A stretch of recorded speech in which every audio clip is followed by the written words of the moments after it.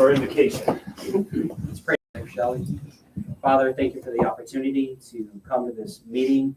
And Lord God, we just thank you that we have the ability to discuss things in our community, Lord, without the threat of violence and things of that nature. And just pray that you would just please just be with Decatur Township.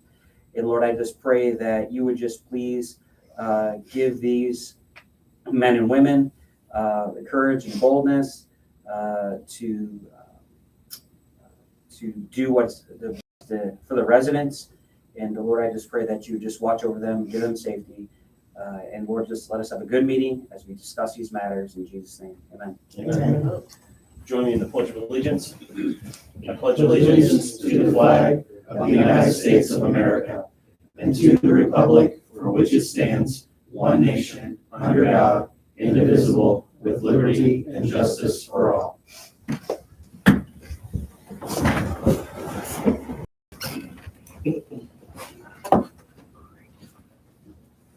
Okie doke.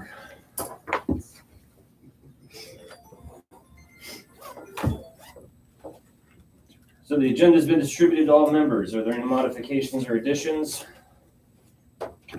Hearing no objection, the agenda is adopted as presented. The minutes of the previous meeting were distributed via email. Are there any corrections to note? Okay. Hearing no objection, the minutes are adopted as presented via email. Are there any taxpayer comments? Any sign in? Okay. Our new business. This is a public hearing for Resolution 2025-10, proposed 2026 capital improvement plan.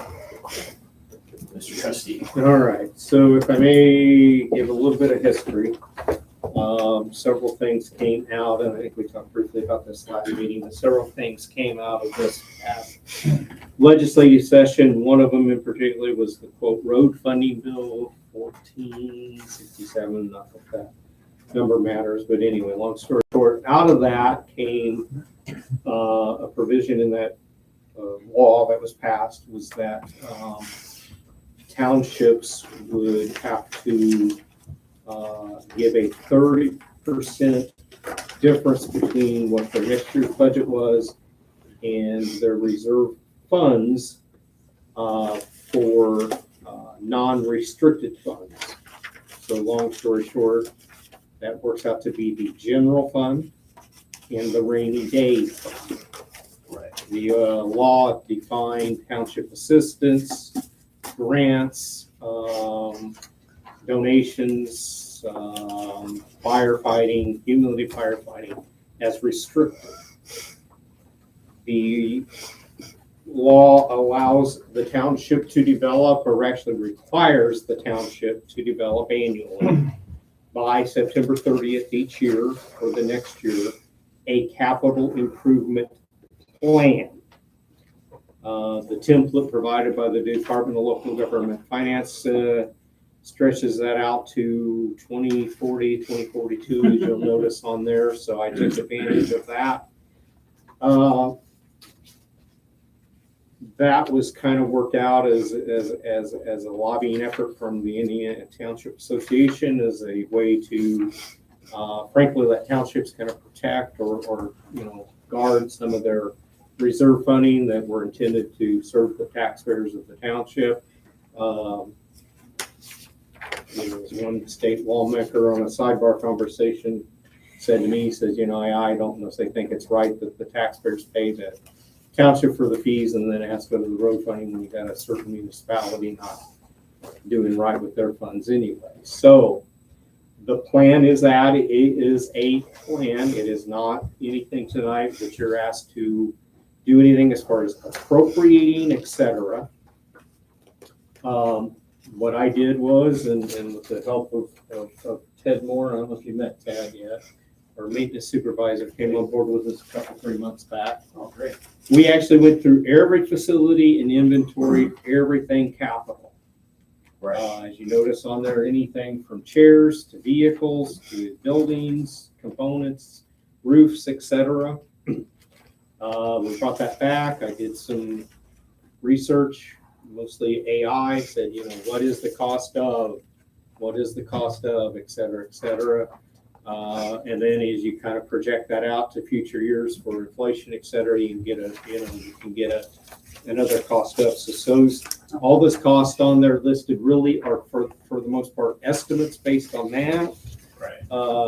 But I also think they're pretty much realistic as well. You look, some of the roofing jobs were based upon the roof jobs we just had done at Station 74 in the court on the other hand. So we create the plan, we will end up submitting that to the local government finance, and then at that point, hopefully again, protect, if you will, the Decatur Township taxpayer dollars to maintain and be used for Decatur Township funds and costs. Again, I think in the whole packet there, you'll find the actual resolution. You'll find the templates presented by the DLGF that have to be submitted to them. Subsequent at the back are my, working sheets. Again, my working sheets. One of the things when they did the research is just, project the longevity of certain things. And some of that, when you project out the replacement, a little bit of guesstimate. I'll be honest with you as well. I don't necessarily know, when certain things, mechanical or whatever, were replaced at certain facilities. So some of that I presume, was done maybe even at the construction of the building. As we've talked previously, we know the court and Station 74. The HVAC stuff's all been there. Is a couple units of here and there have been replaced, but still the vast majority of it is original. So those types of things. So again, the law requires us to adopt the plan. We submit that to the state, and then they calculate whether or not there's a 30% difference between what our proposed budget is, and at that point, there's some other mechanisms that would be in place to transfer the money to the municipality if that is to be done. It does require a memorandum of understanding with that other government entity, so we can negotiate what projects to be worked on and that type of thing as well. So in this plan, these are just projections, right? To come up with a number. So if we adopt this resolution tonight, we're not saying this is what we're doing exactly. No, again, it's a plan. I guess plan. I liken it to you set out a plan to go on vacation, Just kind of a rough budget. but you may see the road sign and take a detour and visit the ball of yarn. You may break down and not finish the trip, right? One of the things, editorial, one thing I really like this, because what it does is it lets us put things in print and it gives us a guidance. So my opinion is, so if we look at 2029, really what we ought to do is start looking at those items in 2027, i.e. is the roof going to last us till 2029? Do we think we can get it to 2032 and then we can adapt the plan? But if not, if it's a case where we got to move it up to 2027, then we move it up and adapt the plan that way as well. We budget and appropriate for it at that point in time. Will we have to do this now every year at the same time? Yes. So we'll just kind of extend out another year or So whatever? fortunately, this should just be adding new, deleting the old, Right, and okay. then adapting, so it shouldn't take me months to do. Right. Yeah. Well, and I mean, really, I've been working on this since, intermittently, but since February or so, when the new start having it, probably going to end up being a requirement of law. Gotcha. The law does require, that's why it is on here, it's a public hearing, it has been noticed and published in accordance with the statutes as well. Again, no one signed on the sheet, but Mr. Chair, you might just ask for, since it is a public hearing specific for that, you might just ask if there is testimony. Well, let me go around the table. Anybody have any other questions about what we're doing here? I just, on this sheet, on this capital improvement, on this in progress, so there's a number here for the Station 71 of 25 million. Where's that coming from? That's the projected cost, or at least tie-in cost for the replacement of this facility. And I've prorated that over, I think, a 5 to 10 year period, because we really won't bond for that probably until 27 or 8. So that funding again comes from, we have, as we talked before, we have about 25 million in reserves. We've talked about earmarking about half of that toward the building, and then bonding, financing the other half.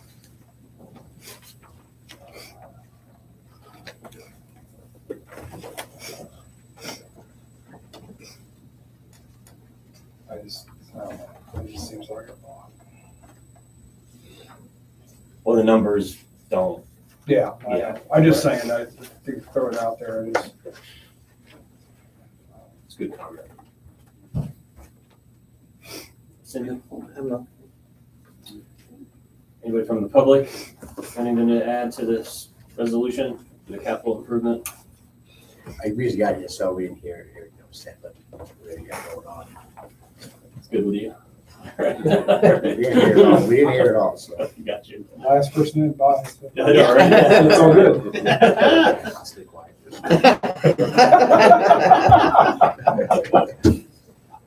Yes, sir, Chief. Mr. Chairman, I would say that going into this capital improvement plan, as trustees stated, it's just a plan. I can't speak for the construction or anything of the new building. But what I can say of the CIP that we've been working on, especially with Ted's background, which is one of the reasons we brought him in, we have taken in fiscal responsibility and made sure that we've tried everything we could to delineate some of those high-end costs to measurable, marketable costs that we can afford. Now, again, I know these numbers are planning, so we may or may not go over those numbers. But we did everything we could to make sure that we did research based on high end and low end to meet in the middle to get the bang for our buck, to make sure things are going to last, so we don't have to come back and ask for more money at the long run. Because we do have, since last year, we do have a better implementation plan in progress of maintenance, logistics, record keeping, things like that. So we've done a better job of improving that, thanks to Chief Morrell and his staff. So we are doing a better job of that. So I feel confident in supporting the capital improvement plan from our end. Probably good to estimate a little high also, so there's no surprises. Well, it's a 24/7 operation too. Right. We don't, the buildings take a lot of heat, and I don't mean heat like fire heat. I don't see fires anymore. The heat as far as we're in and out all the time. So I think that's one of the reasons why we like to go high. Right. I always equate it to pumping a fire truck. If I pump a fire truck, I got to pump this to get my efficiency of this. So that's how we think about that. Right. Good example. Any other questions? All right, well, I'll take a motion to adopt resolution number 2025-10. I'll make the motion. Second. All those in favor? Aye. All those opposed? Resolution passes. All right, next item, resolution 2025-09, 2026 salary resolution. Yep, as part of the state requirements, we have to actually present and pass a salary resolution in addition to the budget. If you recall, the salary spreadsheet I gave to you folks a few months ago, a couple months back. This basically establishes that in the formal form of what the salary, projected maximum salaries for 2025 will be per position. Right. We'd already looked at this over, right? Yeah.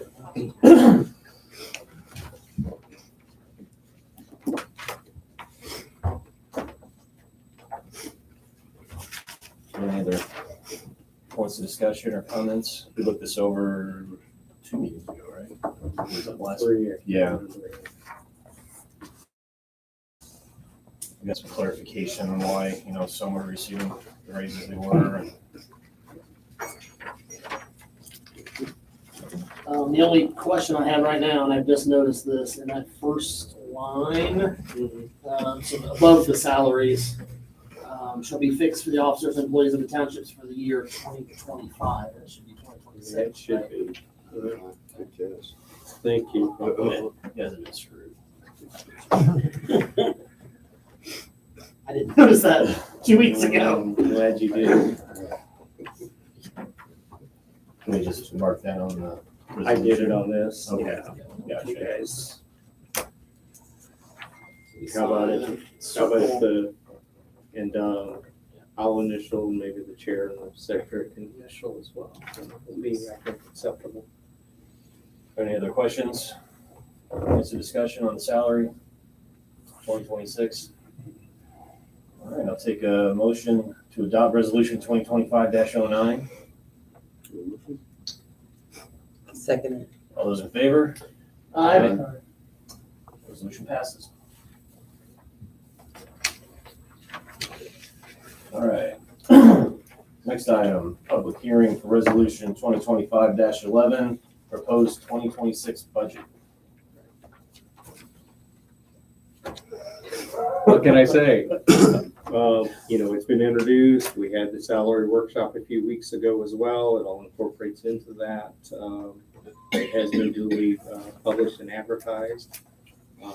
By law, there is a public hearing. So again, I suggest you ask if there's comments from the public, but certainly try to answer any other questions you or the public may have about it. So we discussed this thoroughly last meeting, and everyone might have more time to digest. Are there any other comments or points of concern, questions from the board? The only question I have is the same one from the salary workshop, budget workshop, which was regarding the other insurance. I'm not really sure how it went up about 33% in a single year. Well, I went back and looked at that actually. Some of that is, again, how it was budgeted versus how it's actually been spent. And as I mentioned at that meeting too, things change with equipment, that type of thing. So I'll share it with you and you can look at them as well. But if you look back over the last 3 years, so actually in 2025 right now, we have in that category spent a little more than half. We get billed twice a year, plus some catch-up stuff periodically. So on that particular line item, we're at half, so we're set to make that a zero by the end. If you look at 2024, we actually spent over that by $13,000. No, you don't have that. I have that on separate sheets. And I'm looking at 3D. Yeah. So in 3DB in 2024, you've got proposed 26 budget. We actually ended up paying $13,256 over that line item budget. Okay. That whole category in which we, can take things from those line items, pay for other line items. We were right at 7%, just underspent on the budget. So similarly in 23, that line item went over by $10. And that whole category, we were right at just 1% of underspent the whole budget. So when I calculate those estimates, as I try to explain that, we got to build in for those changes and things like that. I think you'll find those estimates were pretty much right at the mark. No problem. If you want to look at them, you can.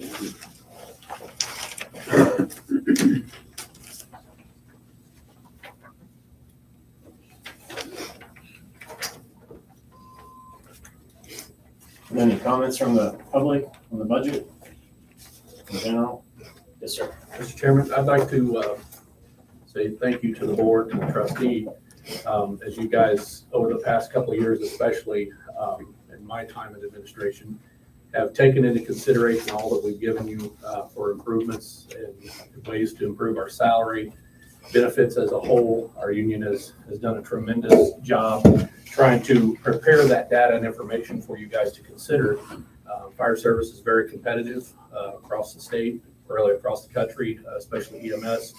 We are making great strides thanks to the approvals that you guys do for us on budgets and increases in being competitive in those markets, as well as, because of we're looking out for retention, recruitment, and taking care of the people that are here, as well as attracting others, to come here and work in Decatur Township. So it is worked well. We've gotten several people, interested in working for Decatur Township, and that's all due to being able to improve our package as a whole that we offer our personnel. So thank you to you guys for the considerations of these improvements year after year as we come to you trying to chip away at providing a competitive package.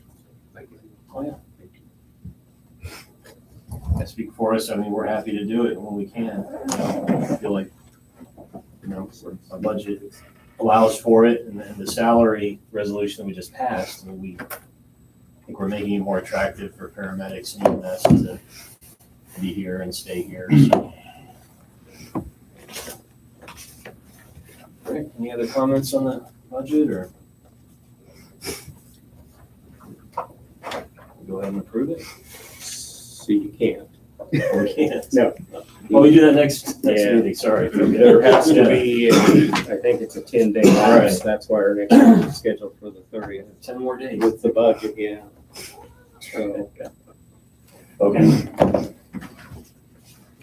All right. Or are we good on the discussion then? Anybody else have any comments? 10 more days. If you do want to change something at that point, we'll have to do this again. The public hearing. All right. Next meeting we have. should be the 30th. Oh, is it the 30th? I think it should be the 30th.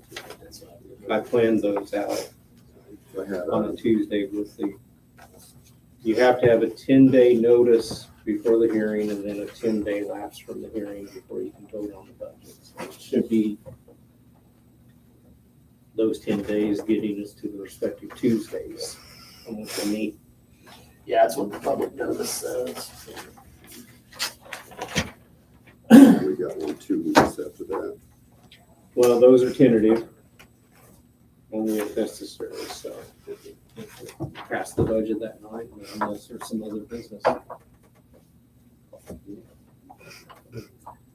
All right. Next item on the agenda, public hearing for petition to appeal for an increase above the maximum levy. Yes. Okay, so for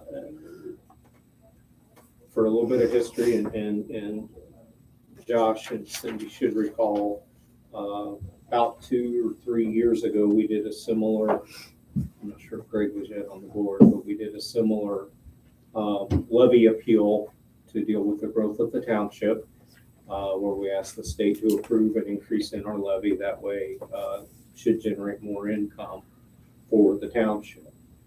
We're asking, my request of you tonight is again to pursue that request again in light of, again, the current, historical current and projected growth of the township, coupled against with some of the things that came out of the legislative session this past year, or past session, where we think we're going to lose some revenues and dramatic amounts of them. One of the things that came out of that, for example, as I think I previously mentioned, the amounts that we received in the COED and LOED are now going to be sent to the county fiscal body, which will then determine if it can or wants to distribute any money to the townships or other governmental entities.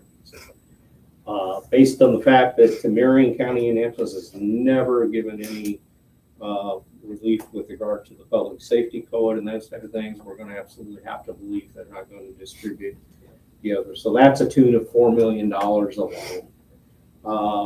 Again, there's still some things yet to be determined with regard to other tax revenues that may decrease. So this attempt is to kind of offset some of those eventual losses of income. What I need the board to do tonight, what needs to be done is you to approve the pursuit of it. I have a draft that I presented to you. It is a draft. The final document will be submitted to and then evaluated by and approved or denied by the Department of Local Government Finance. We will have our financial advisor do it, so every I will be dotted, every T will be crossed, every figure will be accurate. But this is, like I say, an attempt to try to generate or the possibility of generate a little more, offset some of the loss of income that we expect to happen to come up. From what I understand, the state uses a average number percentage that they anticipate your township will grow in assessed value. But if you have a township that is growing faster than that number, they're not going to look that hard unless you appeal. I did a little research They don't today. look at all. So they don't even look. So there could be more assessed value than we're capturing if we don't do this. I did a little research myself, and it looked like we were 2% greater than the state average number that they're using. So, Right. well, that's what I found in my own research. So, I mean, when you look at this, it's like, well, we're asking for increasing the levy, but really you're saying the assessed value of our township is greater than what you think it's going to be. So, I mean, in the end, the tax rate could come out a wash. If we're right, you know. Yeah. So, Absolutely. kind of leaving some on the table if we don't do this. Yeah. Well, and the other thing I think is important to note, and as I tried to communicate, is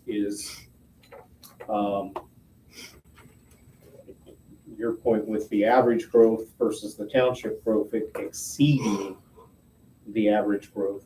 That means the township is growing, Right. which proportionally results in more demand on the township Right. services. Right. So it's not just more on the table. It means we have more to Yes. serve than they're saying we do. Absolutely. So this just seems right, honestly, to do this petition.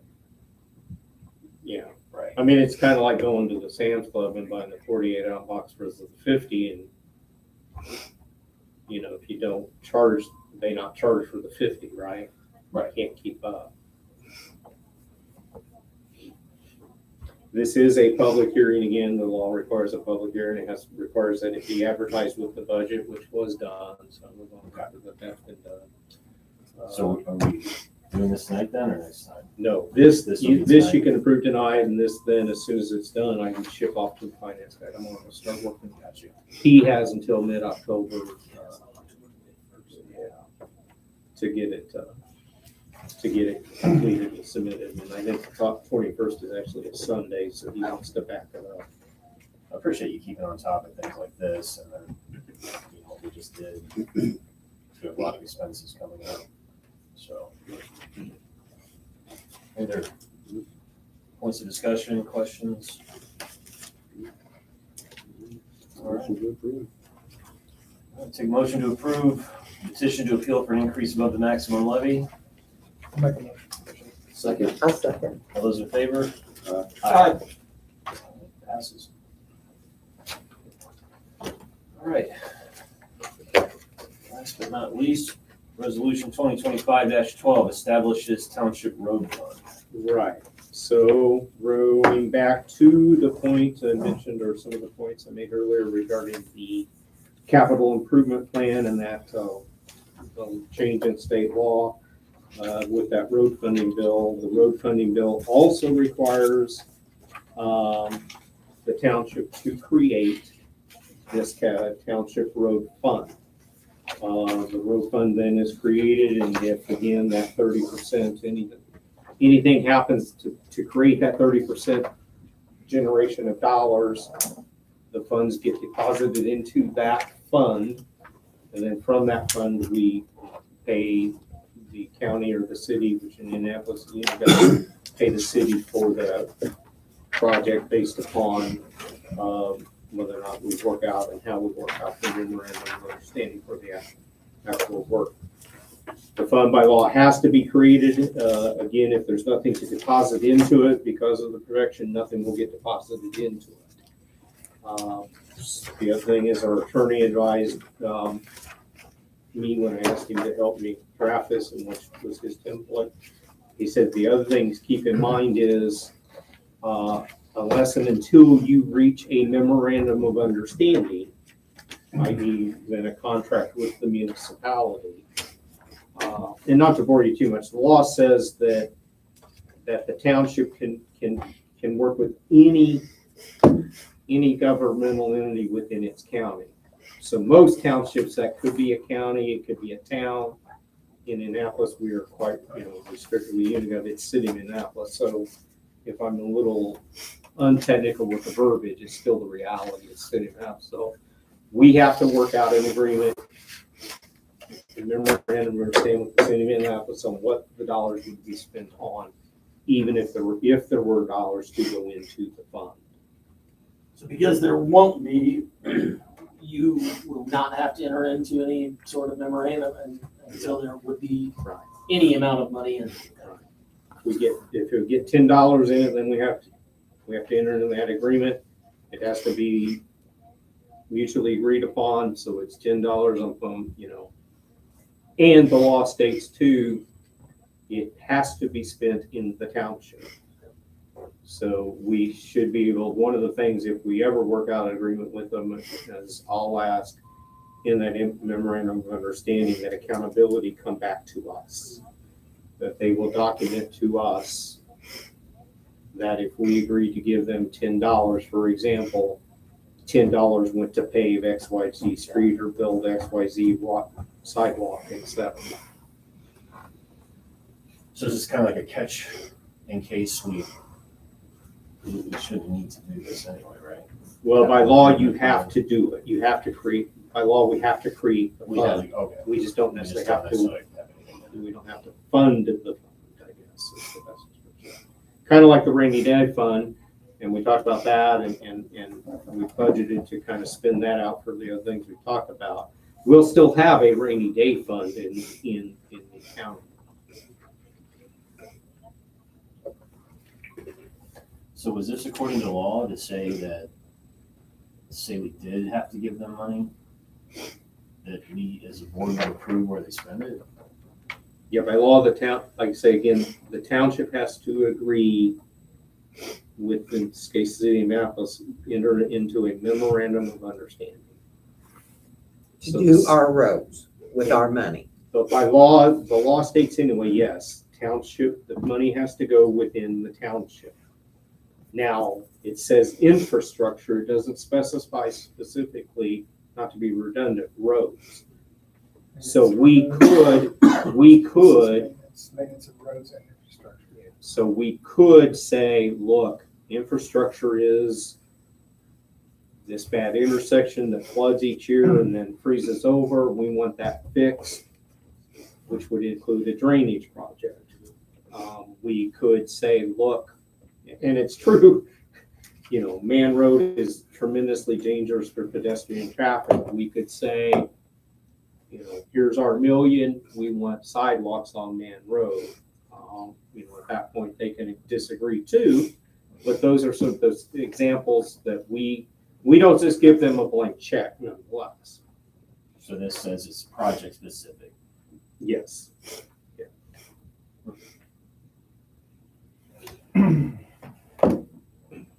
But we hope to not be at this point. Yeah. Right. hypothetically, hypothetically, if, let's say something happens and there is a 30% difference in the general fund Right. and the budget next year, or 25 years from now, or 20 years from now, or whatever time frame, whatever that 30% dollar figure equates to be, has to go into this fund first. Right. Then we negotiate with the city as far as what gets done, where, etc. And this has always been there? I mean, this has always been an option? No, this is, Yeah. this is, This is new out of that road funding bill that was passed the legislature this past session. okay. Then who, is that then your job, trustee, to govern that, to make sure it's used properly then that way? Well, I would, Are you, the trustee, I think, would be the main negotiator with the city on what project or not. And then the memorandum of understanding would come to the board for approval, so. And again, statute requires, editorial, I believe the city doesn't always follow statute. But statute requires that the funding be spent in the township. Again, I would, as long as I'm the trustee, for reasonably in that memorandum of understanding that they provide accountability back to us. That's not stated in here though, right? It's not that it's township specific. Well, the law is. The law So this still- is okay. not, but the, Gotcha. One of these codes references. Right. These are the the codes that changed reference to that. So that scenario is triggered. You'd come to the board and we would approve the project. And then you would be the oversight managing that with the city to make sure they're doing it. You'd approve the memorandum of understanding. Right. So hypothetically, whoever would be the trustee would again negotiate with the city on. And frankly, the project probably is really more driven by the amount of money in the funds. Yeah. Right? yeah, I mean, it would start back. $100 Drop versus the bucket. $1,000, will mandate different what you do, right? I mean, we're not gonna negotiate a $1,000 product with $100 in the fund. Unless the city says we'll make up the 900. Right, I have some negotiating power, Right. the portion that you have. But, if if they come to us and say, we want your $100 for this, and we have the ability to say, no, we think our $100 is better spent on that. Right. how's this come in play with our city council, or our township city councilman? I mean, like Josh Bain, I mean, because he's working, like he was talking about last night at the GOP meeting, on some of the projects he's trying to push in the township. I mean, how's that work? Because that money's coming from the state or the city, right? To, like he was talking about some projects like Trotter Road and stuff like that. But what he was talking about was trying to extract dollars from a potential developer. Oh, yeah. But So, and then that would probably be a very similar situation. That developer would enter into a memorandum of understanding with the city, right, and the city would go out and pave XYZ street. he did talk about. I thought he was talking about that. He, I didn't hear that right. I mean, I understood the developer is trying to, in which I think that's what needs to be done too. But I thought he was saying that he was pushing, that he put in a request, and he was kind of it came back that they okayed it or something like that. The city did. Well, I can just tell you, like, my experience on the council, that the city has reams and reams and reams of infrastructure requests. Mhm. And they will come to the district councilor pre-budget and say, this is how much money we think we can put in your district or whatever next year, what would be your priorities? So, you know, for the 8 years I was on the council, that was always a, you know, kind of a, I don't know if you want to call it luxury. A year or two ago, they did specifically allot a specific amount, I think it was $1 million each district. And each counselor then picked a project, you know, which was a little different. I mean, even if I go back and say my priorities are A, B, and C, they could still do D and F. But at the end of the day, I think part to answer your question is those things are quote unquote city dollars. Okay. And the city gets most of the infrastructure funding is from gas tax.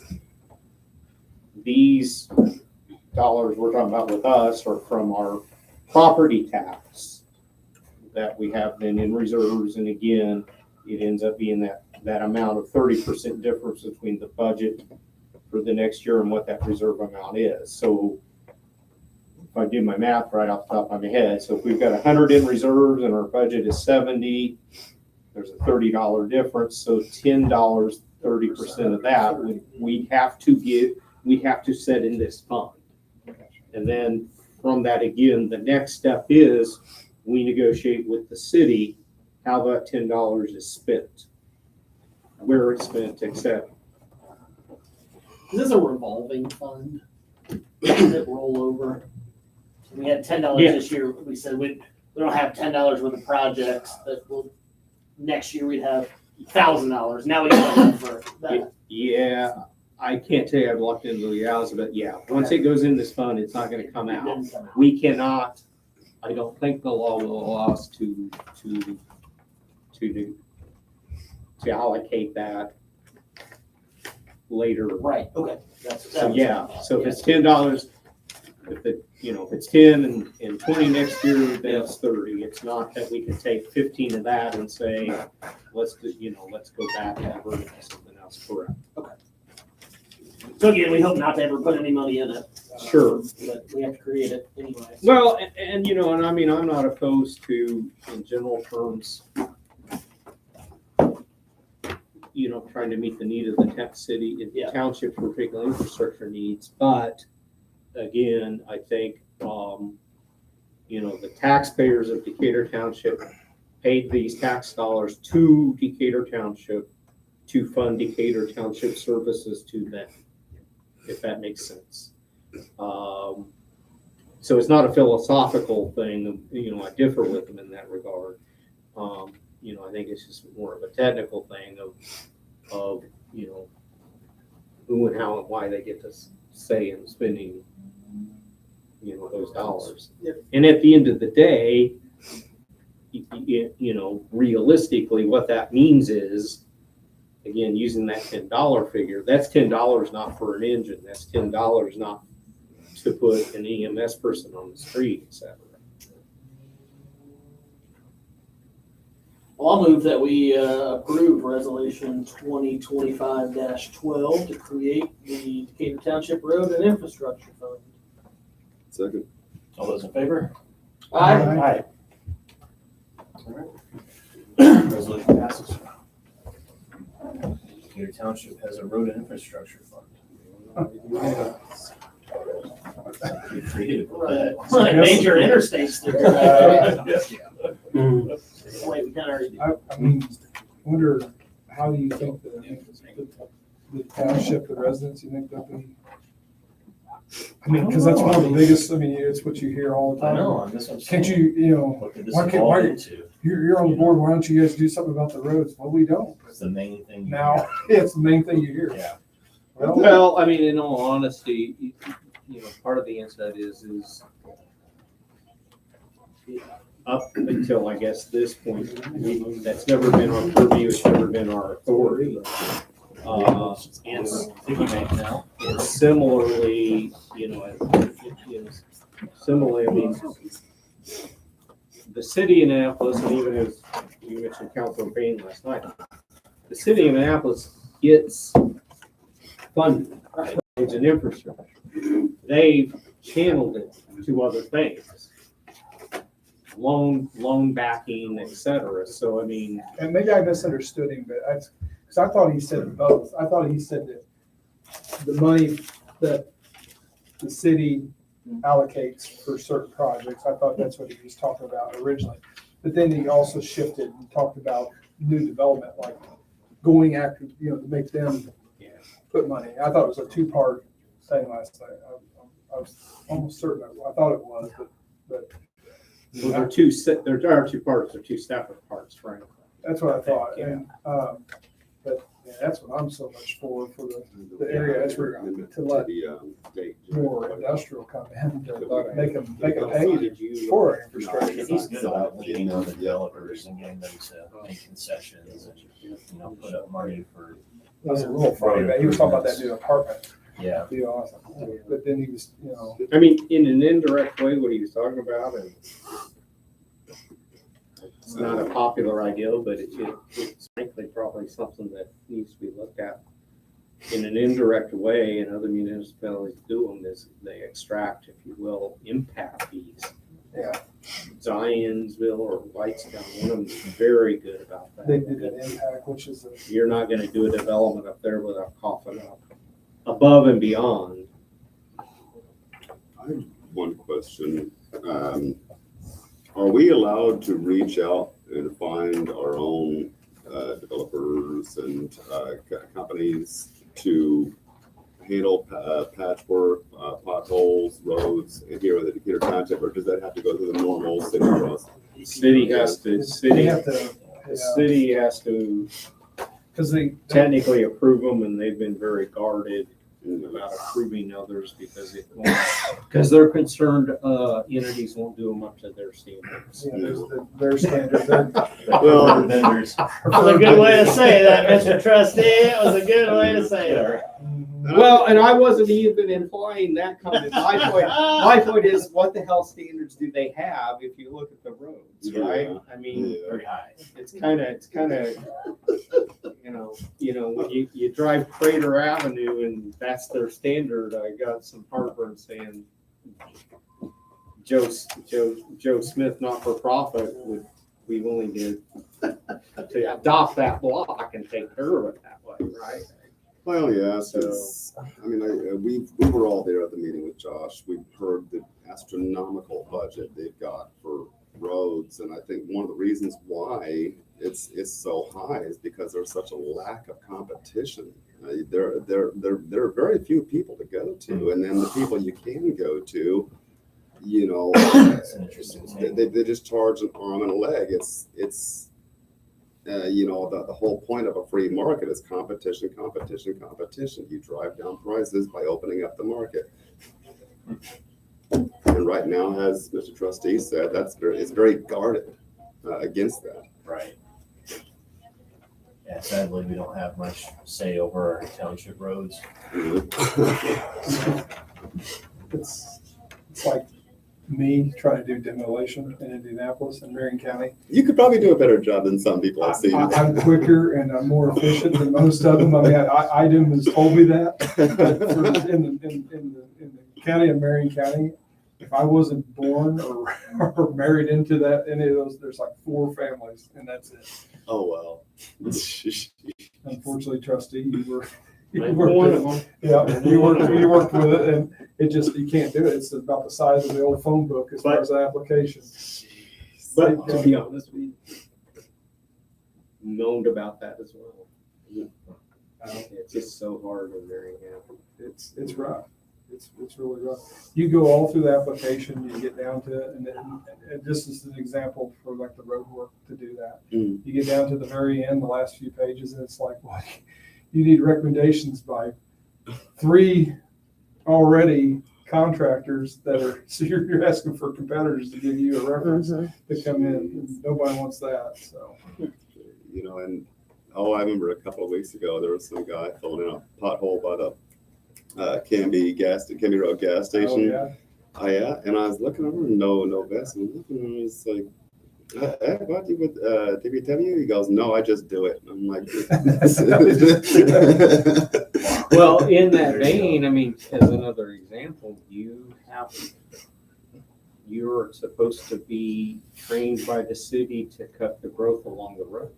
Mm. We've talked before about the overgrowth. right? Not accidents. But similarly, that's an illegal activity by someone just go out and try to do that. If they're doing, I wasn't saying it. I don't know Well, how start many complaining vehicles- about I'm a handling lawbreaker. it. they want you to Get go bad through, again. Oh, is they it? want you to go Again? through their Mhm. botanist or whatever course. and That is et horrible. cetera. Very complicated work. Yeah. So Yeah. so complicated, the city crew hacked the hydrant on Thompson Road. Did they The really? last time they did it about 5 or 6 years ago. Yeah, on Trotter Road, I don't know how many vehicles been torn up on, not Trotter, but Ralston. Mm. Ralston's bad. It's like hundreds of feet where you're in one lane. Oh, yeah. So somebody's coming at you, You gotta just stop and wait, or, or you're just scratching the side of your vehicle up because there's nowhere you can go. There's a drop on the road. You Mhm. can't go off the road. It's unbelievable. and it overlaps into like half the road. Yeah. It's insane. Where's the hat? That sounds familiar. Ralston? Paddock. Yeah, it intersects with Ralston. Paddocks. Paddock and Ralston. Mhm. Is there any old business? Any announcements? I have a couple. Tomorrow night is the first fundraiser for our partnership with the school system for the backpack giveaway each year. So Oh, okay. if you can help, or certainly come by and buy dinner from Culver's from 5 to 8. Part of those proceeds go to fund that program. Something else, and probably something we should have done more frequently, but acknowledge employees when they've made some great accomplishments. I had the honor Saturday afternoon to attend a graduation of paramedics. A couple of our staff that we were able to get a grant, the chief was able to get a grant. We put 2 MTs through paramedic school. They graduated. Sidebar, we've got a couple that will be starting here in a couple months. One of them, I think the volunteer organization, they fund one of those, and we'll have the other one funded by a grant. Great. But back to the Saturday event, we had 2, again, EMTs graduate that. One of them was the valedictorian. Good. So, Janae Matlack. yeah, How big was the class? there were 60. 60. Excellent. So those was Janae Matlack and Allison Drover. Great. Dover. Good deal. So the backpack thing, that's at Culver's? The fundraisers at Fundraisers. Culver's tomorrow night, yeah. Great.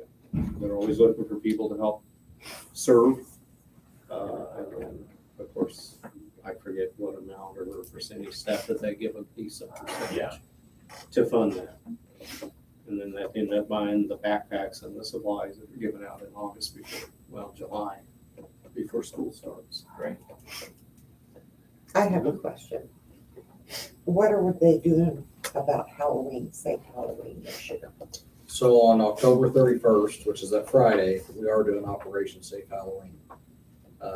Here, Yes, like we used to. yes. So we have a couple meetings, a scheduled meeting today for October 1st or 2nd, where I'm meeting with the administration staff to discuss Safe Halloween and then work out an incident action plan or an event action plan. That way we're ahead of it. And then we have all of our logistical resources in rows. So by the time the event comes, it should go flawless. I say flawless, we know that's not the case, but Well, put my name on volunteering. we will do the best we can to make sure it's a good event. It's one thing that we were able to bring back this year. And there's a couple other things throughout the year we're going to try to do too. One of the things that I personally am going to try to set up for the month of December is a day where the firemen can bring their families in and see Santa Claus, where every kid would get a gift of some sort. So I'm in talks with Santa Claus himself to come in and do that. So They're gonna be you? no negative. No, it's not Santa Claus himself.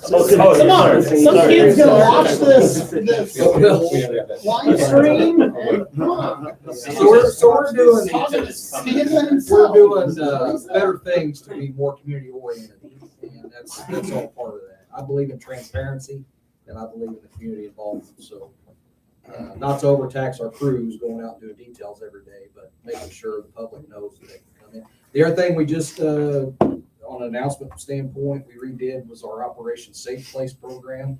So we're new for that. So all 3 firehouses, including the headquarters, the trustee's office and government center is a safe place again, officially. So we renewed that. So What does that mean exactly?